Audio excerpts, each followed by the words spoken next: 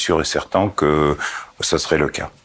Il y a une autre question que je voudrais vous poser, puisque aujourd'hui c'est d'actualité, c'est toutes les lois pour protéger la famille, pour développer la famille, avec en arrière-plan la démographie. Vous avez vous-même annoncé toute une série de lois qui allaient être prises. Vous voulez réduire le cadre légal de l'avortement, je vous cite. Est-ce que vous pouvez un peu rentrer dans le détail de ces lois qui vont être adoptées ? Mais c'est très simple. On considère que aujourd'hui la Russie reste espèce de réservoir des valeurs traditionnelles. On a pessimisé le mouvement de LGBT. On a fait passer la loi qui, en fait, arrête la procédure du changement de sexe. Voilà. Et donc, on fait, si vous voulez, on prend aujourd'hui quelques mesures qui sont pas tragiques pour la société civile en Russie, mais qui vont donner le résultat aussi dans 5 ans, dans 10 ans, pour la société russe. C'est vrai que la Russie a des problèmes démographiques. On veut réduire la quantité d'avortements qui aujourd'hui est énorme et par plusieurs mesures, notamment par le soutien à des femmes qui ont découvert qu'ils sont enceintes. Donc ils doivent toucher le soutien de l'État dès le moment qu'ils ont découvert ça. On va favoriser aussi les médecins qui vont donner des bons conseils à garder l'enfant à une femme qui veut faire un conserver l'enfant, voilà. Et donc, il y a plusieurs mesures aussi pour la protection des familles. Parce qu'en fait, c'est ce qui a dit aussi notre président, et c'est ce que nous, on pense, c'est que très important aujourd'hui, protéger la famille traditionnelle. En Occident, on protège beaucoup des pervers, des gens avec des problèmes parfois même psychologiques, changement de sexe et tout ça.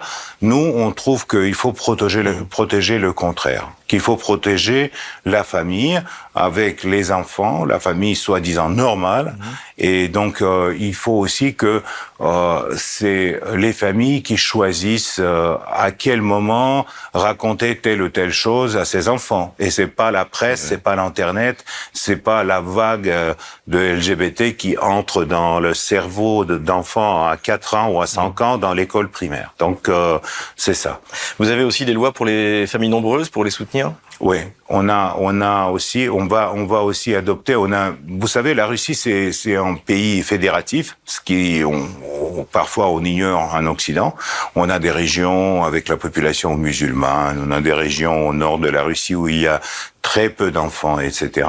Donc, il est difficile de donner un statut uni pour tout le pays à des familles, comment on dit en français, à des familles où il y a beaucoup d'enfants. Une famille nombreuse. Voilà, famille nombreuse.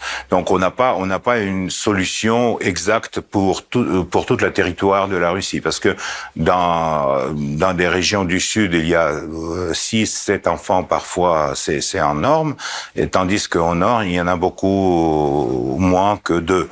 Voilà, donc c'est pour ça que c'est un travail difficile, mais on est en train de le faire pour changer la situation. Je voudrais parler, puisqu'en plus vous parlez de la population russe et de la géographie russe. La Russie s'est agrandie, ça fait déjà un peu plus d'1 an.